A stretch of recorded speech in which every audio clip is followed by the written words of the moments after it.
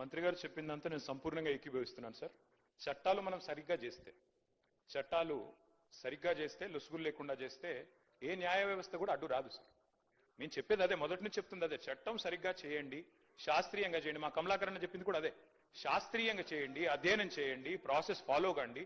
అప్పుడు ఏ జ్యుడిషియల్ రివ్యూలో కూడా మనకేం ఇబ్బంది రాదు, ఆటోమేటిక్గా మేము అనుకున్న లక్ష్యం నెరవేరుతుంది. రెండోది సార్, నేను దయచేసి మంత్రి గారిని కోరుతా ఉన్నాను. మేమందరం కూడా మా పార్టీ అంతా కూడా ఆదర్శంగా తీసుకునేది పెద్దలు, మా తెలంగాణ సిద్ధాంతకర్తగా మేము భావించేది ప్రొఫెసర్ జయశంకర్ గారు. జయశంకర్ గారు ఎప్పుడు ఒక మాట చెప్తా ఉండేది అధ్యక్ష, మనకి భావ సారూప్యత లేకపోవచ్చు కానీ ధ్యేయ సారూప్యత ఉండాలి. అంటే తాత్కాలికంగా మనం ఐడియాల విషయంలో విభేదించవచ్చు కానీ అల్టిమేట్ గోల్ విషయంలో మనకు సారూప్యత ఉండాలి. అది ఉంది. 42% రిజర్వేషన్ ఇవ్వాలన్న విషయంలో yes we are sincerely supporting the bill, we are 100% we are standing by the government. కానీ తాత్కాలికంగా మేము ఎట్లా చేస్తే బాగుంటుందో చెప్పే ప్రయత్నం చేస్తున్నాము. ఇంకొక మాట నేను చెప్తా ఉన్నా సార్, సీలింగ్ అని మాట్లాడినారు మంత్రి గారు శ్రీమతి సీతక్క గారు. వారికి నేను గుర్తు చేస్తా ఉన్నా, ఎక్కడా కూడా సీలింగ్ అన్న పదం లేదు చట్టంలో. దయచేసి చూసుకోండి. మీ అధికారులను కూడా నేను కోరుతా ఉన్నాను, దయచేసి మంత్రి గారిని తప్పుదోవ పట్టించకండి. దయచేసి సభ్యులను అట్లాగే రాష్ట్ర ప్రజల్ని కూడా తప్పుదోవ పట్టించకండి. సీలింగ్ విధించింది బీసీ రిజర్వేషన్ల మీద కేసీఆర్ గారి ప్రభుత్వం అనే మాట శుద్ధ తప్పు. అది 100% అబద్ధం అనే మాట కూడా నేను చెప్తా ఉన్నా అధ్యక్ష. దయచేసి సవరించుకోవాలని మంత్రి గారిని కోరుతా ఉన్నా.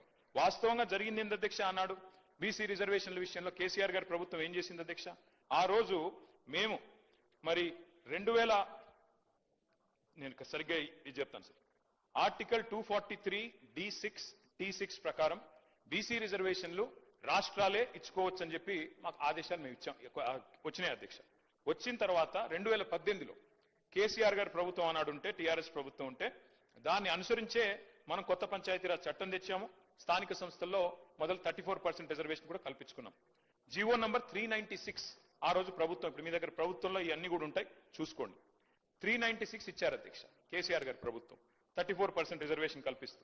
అయితే వెంటనే ఇక్కడ నేను ఈ విషయం వాస్తవంగా చెప్పొద్దు అనుకున్నాను అధ్యక్ష, కానీ చెప్పక తప్పట్లేదు.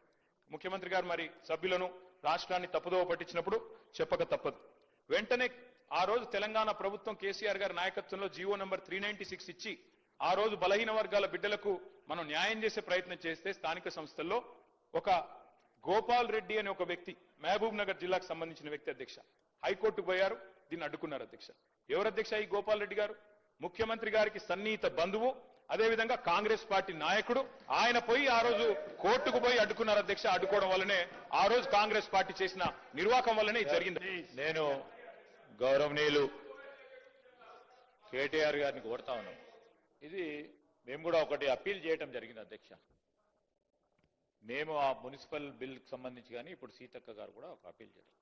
చాలా ఇంపార్టెంట్ బిల్కి సంబంధించి ఇప్పుడు ఆరోపణలు ప్రత్యారోపణలు చేయాలనుకుంటే వేరే డిస్కషన్ సార్. ఈరోజు నేను చెప్తా ఉన్నాం అధ్యక్ష, దానికి సంబంధించి మీరు వేరే రూపంలో పోయి దీన్ని ఆపు చేయకుండా ప్రయత్నం చేయాలని అందరినీ కోరిన, మిమ్మల్ని కోరిన, ఎవరిని కాదు, అందరినీ కూడా ఎవరన్నా ఈరోజు ఈ బిల్లు ప్రవేశపెట్టిన తర్వాత ఏదో రూపంలో పోయి దీన్ని కాంగ్రెస్ ప్రభుత్వానికి మంచి పేరు రావు. కాంగ్రెస్ ప్రభుత్వం అని కాదు, బలహీన వర్గాలకు సంబంధించి దయచేసి ఇంతకుముందు మా సహచరులు పొన్నం ప్రభాకర్ గారు చెప్పినట్టు మీరు ఆమోదం చెప్తా ఉన్నారో లేదో అని రెండు విషయాలు చెప్పి ఈ బిల్లును మనం పాస్ చేసుకుంటే బాగుంటుందని మా అభిప్రాయం. అదే మా సలహా, మా సూచన కూడా కోరుతా ఉన్నాం అధ్యక్ష. సీఎం గారు కనుక రాజకీయపరమైన అంశాలు మాట్లాడకపోతే మాకు కూడా మాట్లాడాల్సిన అవసరం లేదు. నేను సభ దృష్టికి, సభ్యుల దృష్టికి, రాష్ట్ర ప్రజల దృష్టికి వాస్తవాలు చెప్పాలి కాబట్టి నేను చెప్పాను, కానీ మాకు వేరే ఉద్దేశాలు లేవు అధ్యక్ష. సంపూర్ణంగా ఈ బిల్లును స్వాగతిస్తున్నాం, సహకరిస్తున్నాం, సలహాలు కూడా ఇస్తున్నాం. స్వీకరిస్తారా లేదా మీ విజ్ఞత, దీన్ని మేము చేయగలిగేది ఏమీ లేదు. కానీ వాస్తవాలు చెప్పాలి కాబట్టి 2018లో మేము జీవో తెచ్చిన మాట వాస్తవం. బలహీన వర్గాలకు 34% రిజర్వేషన్లు ఇవ్వాలని సంకల్పించి జీవో నంబర్ 396 తెచ్చిన మాట వాస్తవం. గోపాల్ రెడ్డి అనే నాయకుడు అడ్డుకున్న మాట వాస్తవం. వారు ముఖ్యమంత్రి గారికి దగ్గరి బంధువు అన్నమాట వాస్తవం. మహబూబ్ నగర్ జిల్లా అన్నది వాస్తవం. అందులో నేనే తప్పు చెప్పట్లేదు, వక్రీకరించట్లేదు. అట్లాగే అధ్యక్ష ఇంకొక మాట నేను చెప్పాలి అధ్యక్ష, ఒక్క మాట దయచేసి నేను ప్రభుత్వాన్ని కోరుతా ఉన్నా అధ్యక్ష. మీరు మాట్లాడితే ఇందాక వేరే ఫామ్ లో రండి, మరి హౌస్ ఎన్ని రోజులు నడుపుతారో ఇప్పటివరకు చెప్పలేదు అధ్యక్ష. నిన్న మా హరీష్ రావు గారు, ప్రశాంత్ రెడ్డి గారు ఇద్దరు బీఎస్సీలో ఉన్నారు, అడిగారు 15 రోజులు నడపండి, ఎరువుల కొరత ఉంది, 15 రోజులు నడపండి, రాష్ట్రంలో వరదలు వచ్చి సమస్యలు ఉన్నాయి, 15 రోజులు నడపండి, బీసీల సమస్య చర్చిద్దాం, బీసీ డిక్లరేషన్ ఒక రోజు పెట్టండి అధ్యక్ష. బీసీ డిక్లరేషను, ఫార్మర్ డిక్లరేషను, యువజన డిక్లరేషను, ఎస్సీ ఎస్టీ డిక్లరేషన్ పెట్టండి. 15 రోజులు హౌస్ నడపండి. కానీ ప్రభుత్వం పారిపోతుంది అధ్యక్ష. హౌస్ నడపడానికి సిద్ధంగా లేరు. మేమేం చేస్తాం అధ్యక్ష దానికి? We take a strong objection అధ్యక్ష. మేము ఇక్కడే ఉన్నాం అధ్యక్ష, వాళ్ళలాగా పారిపోలేదు. ఈ రోజు కూడా మేము స్పష్టంగా చెప్పడం జరిగింది, మా అభిప్రాయం బీఎస్సీలో చెప్పడం జరిగింది. ప్రజా సమస్యలపై వారు అనేక విషయాలను ప్రస్తావన తీసుకొచ్చినప్పుడు అన్ని విషయాల్లో కూడా డిస్కస్ చేయడానికి మా ప్రభుత్వం తరఫున మేము ఓపెన్ గా ఉన్నాం. We are ready. ఎన్ని రోజులు అంటే అన్ని రోజులు ఈ సభ నడపడానికి ఎక్కడ కూడా వెనుకాడబోము. ఈ రోజు ప్రత్యేక పరిస్థితుల్లో ఉన్న తరుణంలో ఒక పరంగా ఫ్లడ్స్ వచ్చినాయి, గణేష్ ఉత్సవాలు ఉన్న సందర్భము, వాటి అన్నిటిని కూడా దృష్టిలో పెట్టుకొని బీఎస్సీ నిర్ణయం తీసుకుంటుందని అభిప్రాయాన్ని వ్యక్తం చేశాం. కానీ వారు పారిపోతున్నప్పుడు వారు పారిపోయినారు అధ్యక్ష. ఇప్పుడు మేము పారిపోలేదు, ఇక్కడే ఉన్నాము, ఇక్కడే ఉంటాము, మళ్ళా కూడా వస్తాము, ప్రభుత్వంలో ఉంటాము. మీ ప్రతి లేవనెత్తిన ప్రతి ప్రశ్నకు సమాధానం చెప్పే శక్తి ఉంది, యుక్తి ఉంది, తప్పకుండా చెప్తాం అధ్యక్ష. అధ్యక్ష, ఎల్ఏ మినిస్టర్ గారు మాకు మంచి మిత్రుడు అధ్యక్ష, మా జిల్లా. కానీ ఎల్ఏ మినిస్టర్ గారు చాలా తెలివిగా పదప్రయోగాలతో తప్పించుకునే ప్రయత్నం చేస్తున్నారు. ఈ రోజు రాత్రి రేపు హౌస్ వాయిదా ఇస్తారని మీకు తెలుసు, మాకు తెలుసు. ప్రభుత్వం పారిపోతుందా, ప్రతిపక్షం పారిపోతుందా, ప్రజలు నిర్ణయిస్తారు అధ్యక్ష. మేము 15 రోజులు చర్చ జరగాలని మనస్ఫూర్తిగా సభా వేదికగా డిమాండ్ చేస్తున్నాము. పెట్టమని చెప్పి ప్రభుత్వానికి కోరుతున్నాము.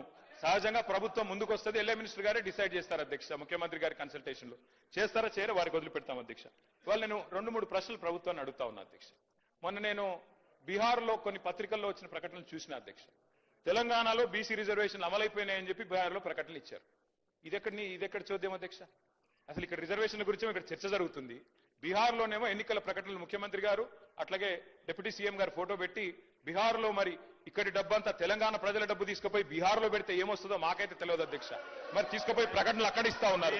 మరి ఇక్కడ రిజర్వేషన్లు పాసే కాలేదు, పాస్ అయిపోయినట్టుగా మరి అక్కడ చెప్తా ఉంటే మాకు ఆశ్చర్యంగా ఉంది అధ్యక్ష. అట్లాగే అధ్యక్ష ఇంకో విషయం, న్యాయ సమీక్షకు నిలబడని జీవోలతో ఎట్లా బీసీల జీవితాలు మారుస్తారో చెప్పండి.